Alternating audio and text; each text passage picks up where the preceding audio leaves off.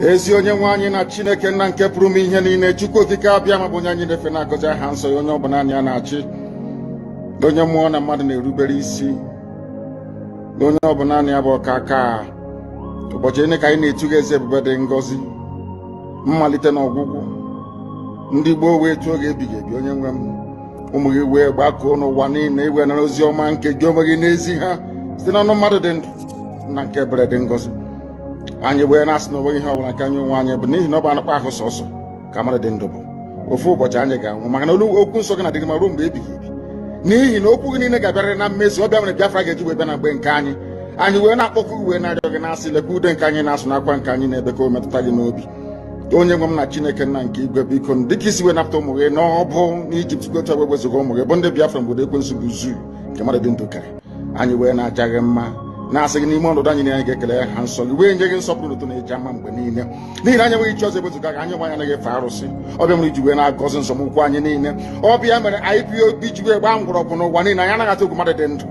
Anyị wee na-eto gị eze ebube dị ngọzi, sị gị biko gbatara anyị ọsọ enyemaka. Ọ bụ naanị gị bụ onye anyị refe nwaanyị bụ isi ala nye ka i wee napụta ndị gị n'ọbụ nke ekwensu. Anyị wee na-enye gị ofe na nsọpụrụ NAIJA, ma na-asị, lekwa ka ndị iro anyị niile ka kasị wee baa ha ọnụ, ha wee daa hapụ ikuni ọzọ. Obodo ekwensu bụ zu ala nwekwa n'ihi eze ebube dị ngọzi. Anya ọnwa anyị bụ ụmụ gị wee na-akpọkọ ha nsọ gị, na-asị na enweghị chi ọzọ egwezuga gị. Anyị wee na-aja gị mma, wee na-eto gị, na-asị onye kere ihe niile kere eke, mana onye kere na n'otuto niile na nsọpụrụ niile na ịja mma niile site n'ebighị ebi, mara onye bi ka a na-arịọ gị. Ise ise ise. Ụtụtụ ọma ụmụ Chineke, ụtụtụ ọma ndị nke m, ụtụtụ ọma Maazị Obinna Jeremiah, ụtụtụ ọma Maazị Vincent Aluogburu, ụtụtụ ọma my people. I greet you this morning. My name is Raphael Chiamaka Jere. By the grace of Chukwu Okike Abiama pụrụ ime ihe niile, I am the Minister of Information, Biafra Republic Government in Exile. And by the grace of this Almighty Chukwu Okike Abiama, the God of our forefathers, the God of our leader Mazi Nnamdi Kanu, and my able Prime Minister, on whom I am his armor bearer. I am, yes, the armor bearer of this Prime Minister, Master Monekba, and also bearing the armor, ultimately also, of my leader, Onyendu Mazi Nnamdi Kanu. Yes, standing on the path of truth. The chicks have finally come home to roast. The denial and all the avoidance and every effort trying to make Nigeria work, trying to become one with Nigeria, our brothers in the middle belt have come to the conclusion that there is no way, Collins, I welcome you, there is no way they will ever want to be a part of Nigeria. It has dawned on our brothers. My beloved brother, Mazi Frank Uto have come out to say that, look, there's no way we could possibly be one Nigeria with these people. He said it verbatim, not by writing, but on video. The man that took this slaughter of Christians, they took it on their head and went to America to call for America to do something about Nigeria as a country of particular concern. Our brother forgot that Obadiah Mailafia, their own brother, that was murdered by the same Nigeria in very mysterious circumstances. As a Christian, even the Christian population in Nigeria, none of them cared to worry or ask themselves, how did Obadiah Mailafia, how did he die? What happened to Obadiah Mailafia? Did Obadiah Mailafia die a natural death? Did Obadiah Mailafia, was it God's call on him how he died? How did he die? Till tomorrow. Nobody cared. And I remember that the last time I checked, Obadiah Mailafia was calling for a united front, to be united to fight this ungodly Nigeria system, that people should, what do you call it, boycott. I remember Obadiah Mailafia was calling for boycott of Fulani cow. We were calling for it, but all the Christians in Nigeria, they disappointed Obadiah Mailafia. But now, gradually, and this same Obadiah Mailafia apologized on behalf of the Middle Beltans. He apologized to Biafrans. Yes, Frank Oto you need to come to that acknowledgement also. Because in your video, you were acknowledging in this video that it was soldiers from the Middle Belt, soldiers from Plateau, soldiers from the southern Kaduna and the southern part of the Middle Belt, that they were the ones that helped Nigeria to defeat Biafra, to fight Biafra. But though you need to know that Nigeria never defeated Biafra, but you acknowledge that it was more of your soldiers that helped Nigeria. Now, the same Nigeria you helped have come to you, and the truth now is being unveiled. Every effort you people have tried to make Nigeria your country, to live one with Nigeria, you have come to realize it. That for the fact that they keep denying the Christian genocide, even though it is evident that there is a Christian genocide, they keep denying. You have come to the conclusion now that, look, there's no way we can be one in the same country with these people. I'm going to play the video for you to hear. The vice president of Nigeria, Shetima, a terrorist sympathizer, was in Davos. I have the video here. The problem of Nigeria doesn't even concern them. He's talking about something else. The foreign affairs minister of Nigeria, he was on CNN. They were asking him, about the recent kidnapping of Christians, over 170 Christians in Kaduna last Sunday, that they denied and later accepted. This person so shameless. In their face, the news will come to their face and tell them, this thing happened. You people denied it, and later you acknowledge it. And that has always been the case. Show me any country that want to that are trading the path of justice, that are a fair country, that will ever deny the unaliving of their own citizen, deny the sufferings of their own citizen, and eventually come and accept it, and then there is no repercussion within that system. There will always be a repercussion. It's either that person that denied it loses his job, or the person is penalized. For Nigeria, it is a normal thing. No, very normal.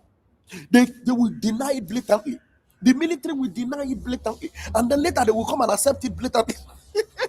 Wait, let me go straight to the reason why I'm here, because I have some videos to play this morning. This video is very important. I want you to listen to this, our brother, where he's acknowledging that, look, there's no way they can continue to be one Nigeria.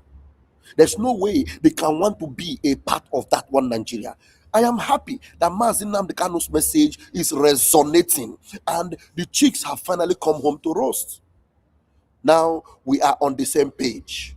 Yes, we are on the same page. Now let's go. Listen to this.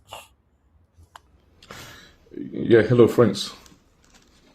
A lot of things are happening in Nigeria, and it's quite heart-wrenching, so extremely disturbing. It looks like these people will never ever stop. And of course, there's nothing that will indicate that more than the fact that instead of these guys to act, they went as far as coming to the United States to contract lobbyists, the DCI lobby group, to help in polishing their image.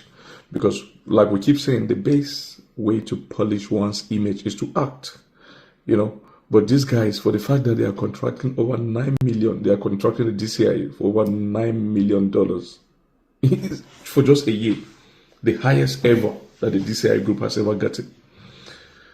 It's an indicator of the fact that they are not ready to stop. So we're in for a very long thing. They are not ready to stop. You are in for a very long thing. Mazi Nnamdi Kanu told you, because you people don't want to admit and know that Nigeria is evil, and that Biafra is fighting a very legitimate fight, and that Mazi Nnamdi Kanu have always been right. You distance yourself from Mazi Nnamdi Kanu. Mazi Simon Ekpa gave you people a right hand of fellowship, stretched an olive branch to you, wanted us to join forces to fight these people. You rejected it. Now you have admitted that you are in for a very long one. DCI group has ever gotten. It's an indicator of the fact that they are not ready to stop. So we're in for a very long thing. You see, I've never in my entire life ever thought that I would want a different country from these guys. You see, he has never in his whole life ever thought that he would want to break away from Nigeria. That is to tell you that everything we have been talking about, that Nigeria can never work, that breaking Nigeria will be the best option, they have never considered it at all. But now, Now, the chicks are coming home to roasts. Now, they are now admitting it by themselves. Look, you have not seen anything, no? Go and listen to the vice president in Davos. As you were doing this video, the foreign affairs minister, I have the video here on CNN, was he talking about climate change and everything? I'm telling you, they will continue to live in denial. The Sultan of Sokoto is busy reshaping jihad and telling you jihad is just to strive. It doesn't mean anything bad. The Sultan of Sokoto is covering up for Boko Haram. They will never change. Never, never. It is impossible because the agenda is to Islamize Nigeria. And there's no, the only way it can be stopped is that you will sever yourself from that Nigeria they want to Islamize. Yes, Islamize yourself and give us our own part. Islamize Nigeria. You see, he said in his whole life, he has never thought that he will ever think of being a different country from Nigeria. But now it is clear. Your eye don't declare. Something. You see, I've never in my entire life ever thought that I would want a different country from these guys. But I'm facing reality right now because these guys don't want to stop. Reality. The Fulanis who have been killing people every day in Nigeria have the support of their people from the caliphate to those in government, because if those people from the caliphate, from the Sultanate in Sokoto, to the likes of El Rufai, to the likes of Ganduji, to the likes of Ribadu, to the likes of even Shetima, will come together and ask these people to stop. I'm telling you to stop today. But they will never stand up because it's a collective agenda. That's the truth. That's the truth. And look, the genocide happening in Nigeria is the worst form of genocide anywhere in the world. The worst form of genocide. And that's the truth. The genocide happening in Nigeria is the worst anywhere in the world. And the thing is that this thing have remained consistent since it has intensified since 2015, coming down. It has not slowed down. Even after Donald Trump struck Sokoto, it intensified the more. The brazenness is unprecedented, like no one else. One strike from Donald Trump is not enough. 2 strikes will not be enough. 3 strikes will not be enough. 100 strikes on these terrorists will not stop them. Do you know what will stop them? Divide Nigeria. Simple. Now you people are coming the same way. You use that energy to tell them and bring them to acknowledge that there is Christian genocide. Go there and tell them the only way it can be stopped. Divide this God-forsaken entity. Divide this concentration camp. Divide this God-forbidding, God-cursed entity, so that people can now secure themselves by themselves for their own interest, defending their own land. If there's any incursion, you will know that it is against a sovereign territory. Because as it were, Nigeria can never be sovereign. There's no sovereignty in Nigeria. But when you become your own country, you will acknowledge and be able to appreciate the meaning of sovereignty. No matter how small your territory is, you will focus on it, defend it, protect it, and preserve it. Do you understand? Take the fight back to the corridors of power, the way where you took it to before. Take it back there. To the likes of even Shetima, will come together and ask these people to stop. I'm telling you to stop today. But they will never stand up because it's a collective agenda. That's the truth. That's the truth. And look, the genocide happening in Nigeria is the worst form of genocide anywhere in the world.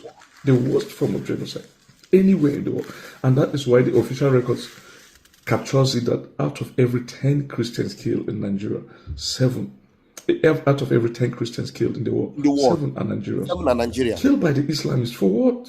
For what? Look at what happened this weekend, this Sunday in Kaduna State, in Kajuru, in Kurminwali. 3 churches were raided by Fulani terrorists, and 177 persons were abducted, kidnapped. 11 escaped. And right now, the Fulani terrorists are with the abductees in the forest, the Christian abductees, straight from the church. The government of Kaduna denied, the police denied, and the chairman of the local government denied. You see, these people are so wise and so strategic, like I keep saying, to plant people within our midst. Like the chairman is a Christian, but he was denying what happened to his own people. You see, he said, these people are so smart to plant people within us. That is the strategy they have always been using. They plant people within us. When we were telling you that Ngozi Oronbose was planted, did you believe us? God bless the soul of Muhammad. She was planted. When we were telling you that Isaiah Anyogu was planted, did you believe us? I am the only one they want to hear in Washington. What did he do in Washington? Nothing. Absolutely nothing. You will hear the news of what we, Biafra Republic government in exile, are doing right now in Washington. You will hear it. We don't need to make noise about it. You will hear it. You will hear our up close and personal meeting with the number one person in Washington, D.C., Donald J. Trump. You will hear it. You will hear it. You will hear it. So we don't need to make noise about it, but we just need the action to be taking place. They will talk about Biafra. And that miracle Mazi Nnamdi Kanu talked about, you are about to see it happen in your very eyes.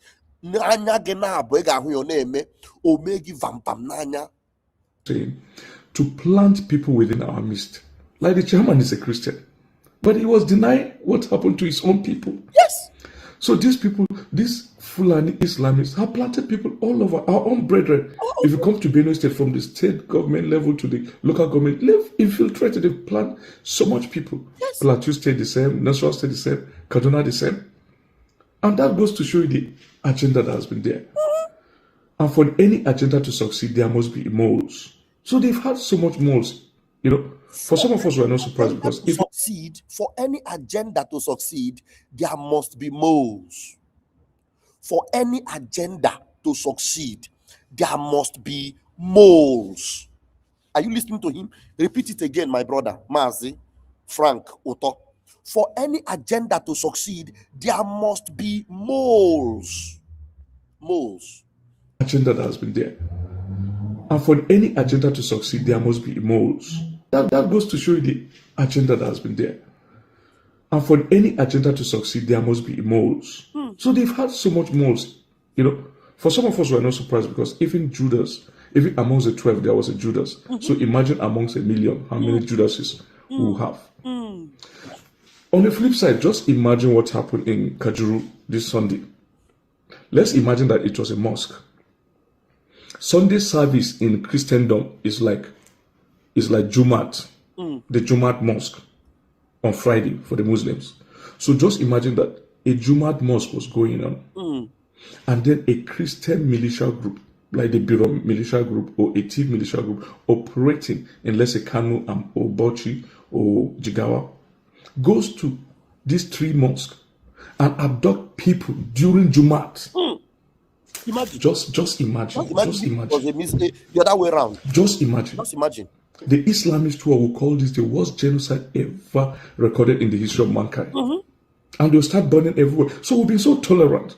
You see, people like, I know how many Muslims friends I've lost because they say, oh, Frank, we thought you are not like this. I've never been like this, but I've been on the defensive. I've seen my community become destroyed. I've seen people I grew up with completely being killed for nothing in their own land. Fulani do not belong to Benue State, for instance. So there's no justification you coming to communities and killing people and then you begin to say it was cattle grazing. Cattle grazing, how? We regulated cattle grazing. You refuse to abide by it. You say you want Sharia. In Nigeria, look, we are a secular state. I keep mentioning this example that Senegal is 95% Muslim. But there's no Sharia. We just watched what happened in Morocco recently, the tournament, the AFCON. You could see Moroccan ladies in the stadium with their hair free. That is a free society. Religion should be private. Hijab does not originate from Islam. It started right from the Jewish period up to Christianity. But, you know, they feel that Christian ladies do not are wayward. No, it's because the religion allows liberty. And so it feels that, look, if you can adhere to what Christ has preached, good and fine. And so it leaves you at your own liberty. If not, the lives of hijab covering does not emanate from Islam. It's a traditional, Jewish tradition up to Christianity. And that's why the the Reverend Sisters, they still cover themselves. But we are a religion that allows liberty, knowing that it's between you and your God. That is how religion should be. You don't force religion on people. And by the way, there is no nation on the surface of the earth practicing Sharia that is a model nation. Not Afghanistan, not Iran. Iran said they're an Islamic republic and they want to spread Islam all around the world. Sharia must go all around the world. They want to stage a jihad. And ironically, the arms they are using are produced in the Christian nation of Russia. They want to use arms from a Christian country to spread jihad. They go as far as an atheist nation. Hello, fine.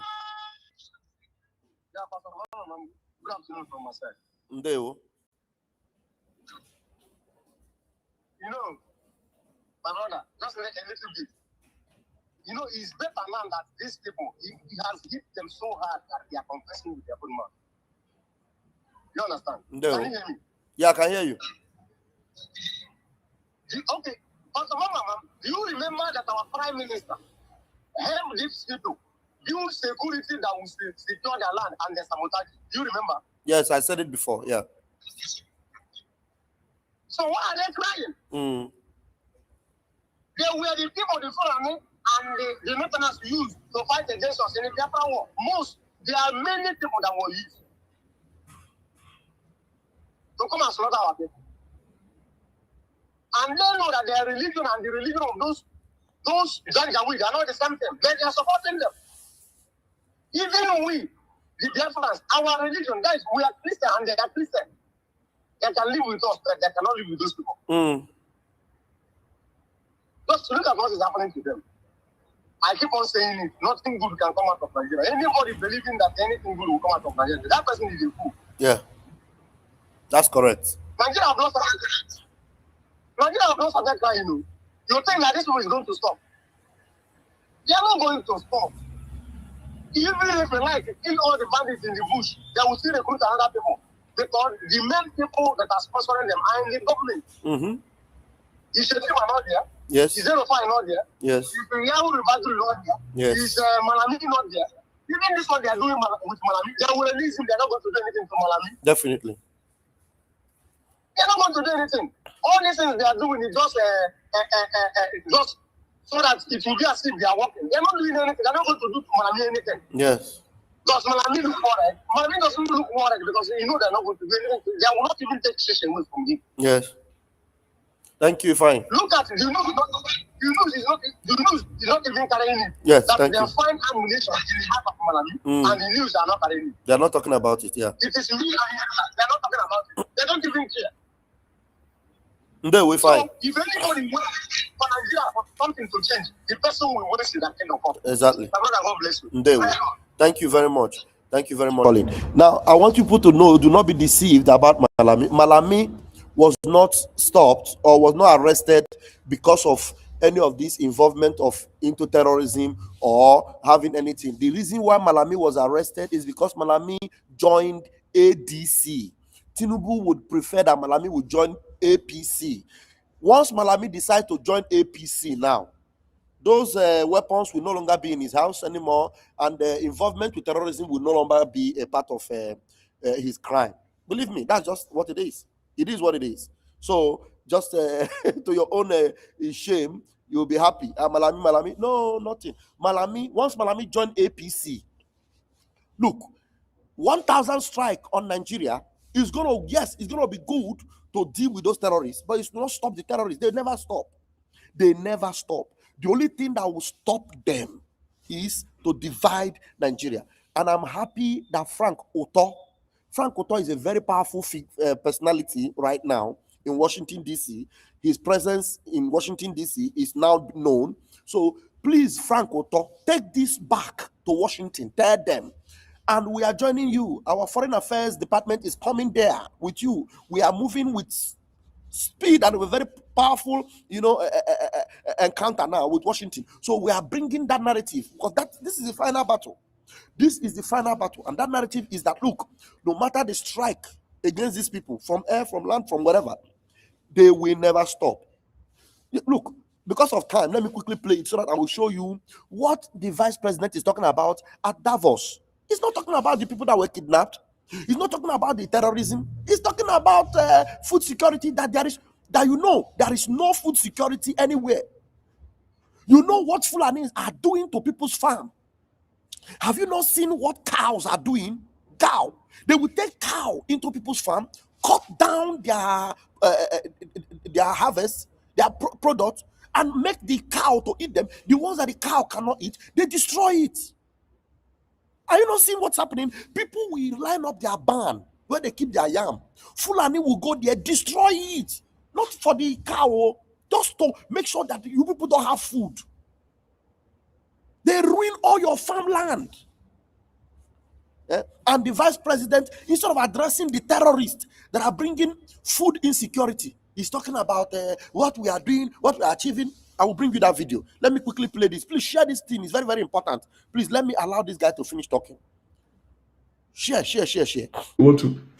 They're an Islamic republic and they want to spread Islam all around the world. Sharia must go all around the world. They want to stage a jihad. And ironically, the arms they are using are produced in the Christian nation of Russia. They want to use arms from a Christian country to spread jihad. They go as far as an atheist nation, a nation that does not believe in God, atheist nation of North Korea, to develop her nuclear capabilities. And they go to a Buddhist nation and a Tao nation of China to get their air defense system and missiles. So can you see the hypocrisy? You want to use the technology of the Catholic to kill the Catholic to spread Islam. Who does that?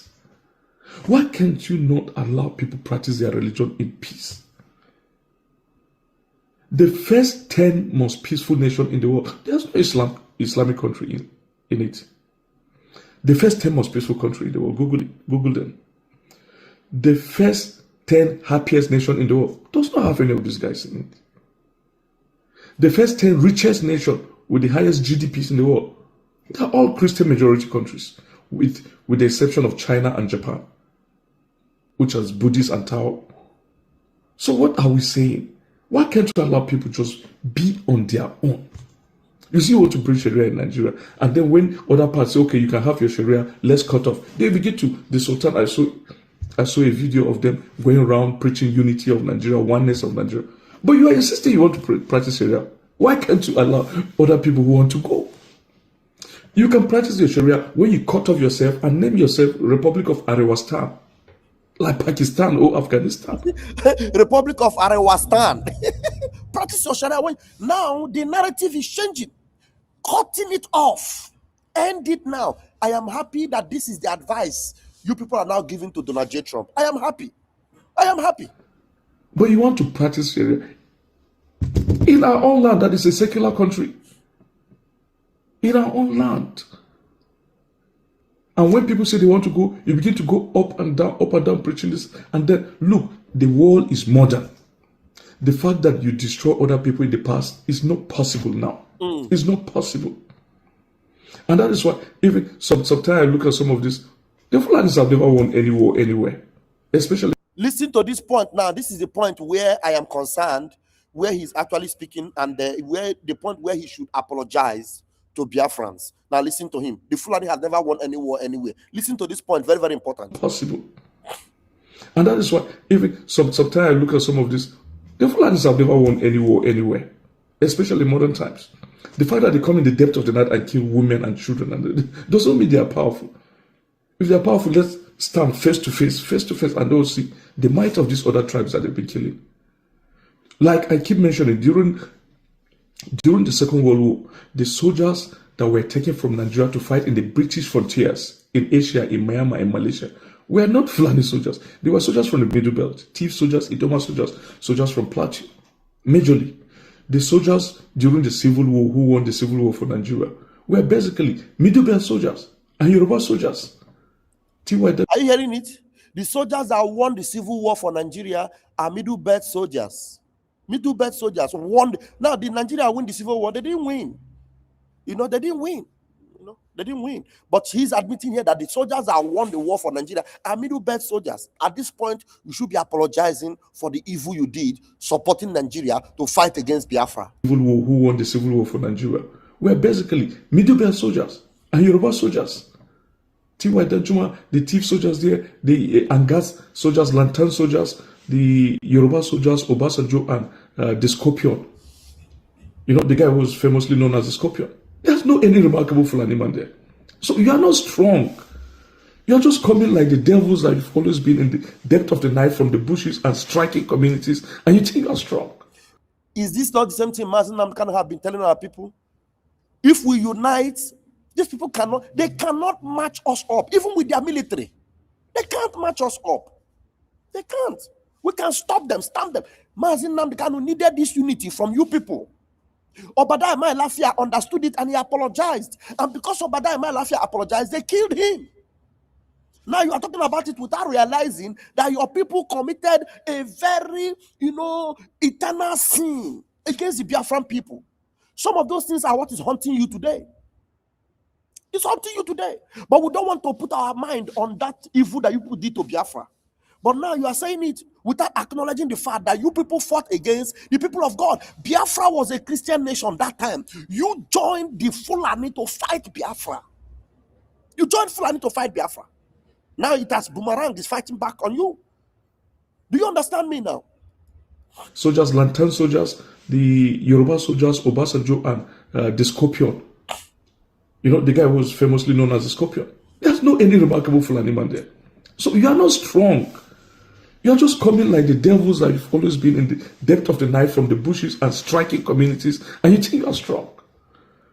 Because you plotted so that the soldiers, your people in authority have strategized and plotted so that they will disarm all these communities that they've always done to all the Benue communities, all the Plateau communities and Southern Kaduna communities.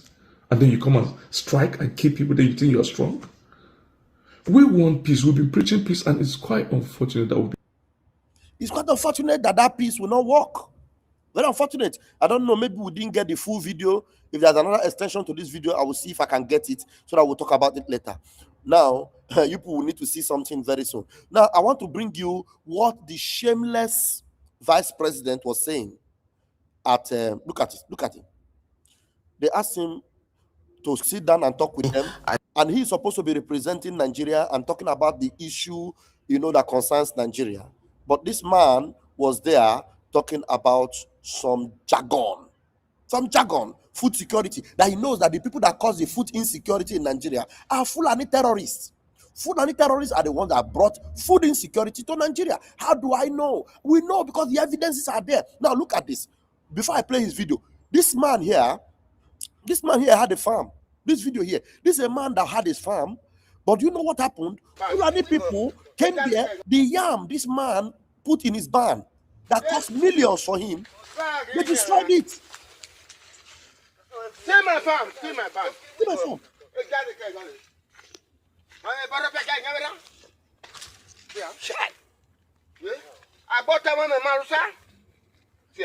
See what they did to his yam? The yam he was hanging on his barn, they just cut them into pieces.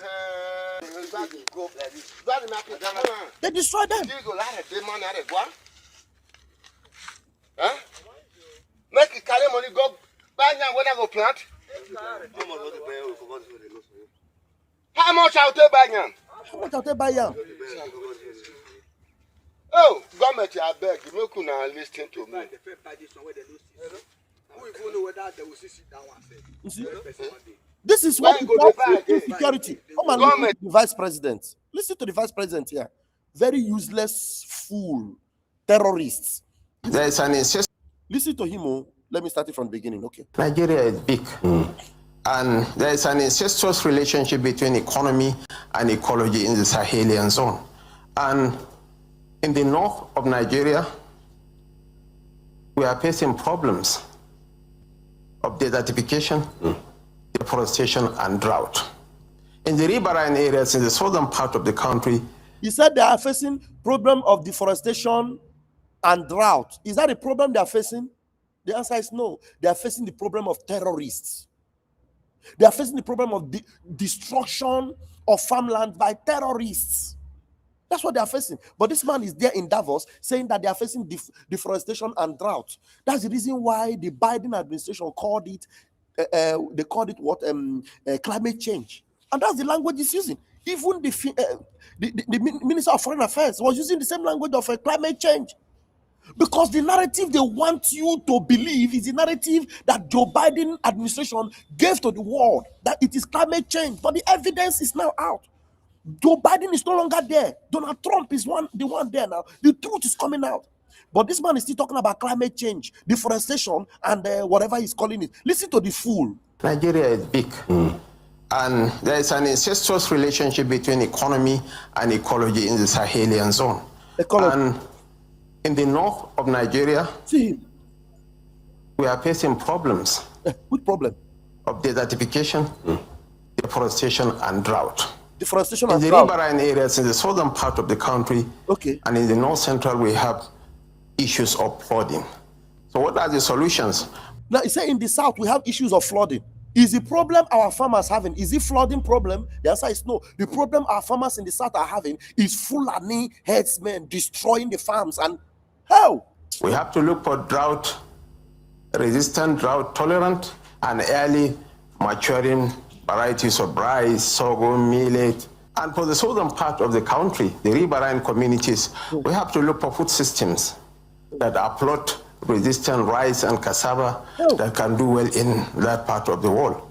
And secondly, and most importantly, we have to do with security challenge areas. And these are largely the food basket of our nation. So the government is making efforts towards forming food security corridors and community-based security engagement to allow our people to go back and till the soil. And there is a new program being conceived and executed by the government. And that has to do with Back to the Farm initiative, so that our displaced people can be supplied with inputs, with insurance. Now, Back to the Farm initiative. Back to the Farm initiative that this bastard is talking about, how do you do it? Is it not by eradicating the terrorists? Is it not by making sure that those land that the terrorists grab from the indigenous people is taken over from the terrorists, and the indigenous people come back to the land? Those people that have been displaced, who displaced them? Terrorists displaced people, took over their lands, and are now living there. Now you are talking about, back to the communities. But you have not taken away the terrorists that have taken over the land of the people and the communities of the people. They are already going to the IDP camps and destroying the people inside the IDP camps. Are you seeing this evil man? Are you seeing this evil man? With capital to go back for food production purposes. The third challenge, which we have a specific solution, is the issue of our import dependence and forex volatility, which has a direct impact on inflationary trends in the country. We largely import wheat, sugar, we import dairy products. Efforts are being made to accelerate the production of most of these crops. And we are also using local substitutes like sorghum, like millet. Now, this bastard is talking about efforts being made, Ask him to show you which effort they have made in 2 years. That these criminals that stole election are talking about. Which effort? Yeah, the only effort they have made is immediately they enter, they are planning how they will enter again without stopping the problem that the people are suffering. Now, going away from this criminal, shameless person, let's go to the foreign affairs minister who came on CNN and come and hear how they questioned him and how he fared. He is, and thank God it was a Nigerian lady that was interviewing him. This Nigerian lady that was in CNN was interviewing him, and all they keep doing is denying and going round and round, talking about climate change and what have you. Listen for like 5 minutes because I cannot play the 10 minutes. My time is almost up. Joining us right now from Davos is Nigeria's Foreign Minister, Yusuf Metmatuga.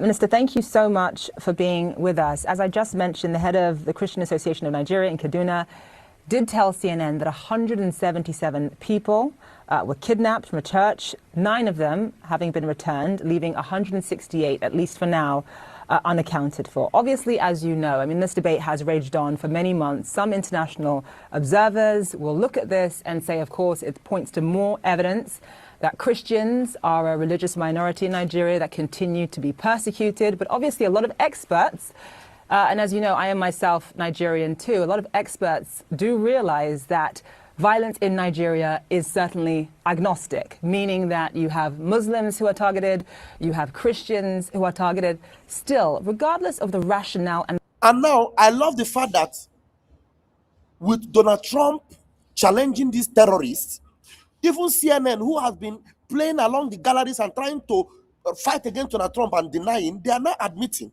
yes, that there is a problem. But the main thing is that the problem, what is the solution? And I love the fact that they are now bringing it to these bastards. What is the solution to this problem? Because people have been claiming that there is no Christian genocide. And now this lady has said that with this thing that happened in Canada, it shows that a lot of people are now looking to be correct, that these Christians are the minority.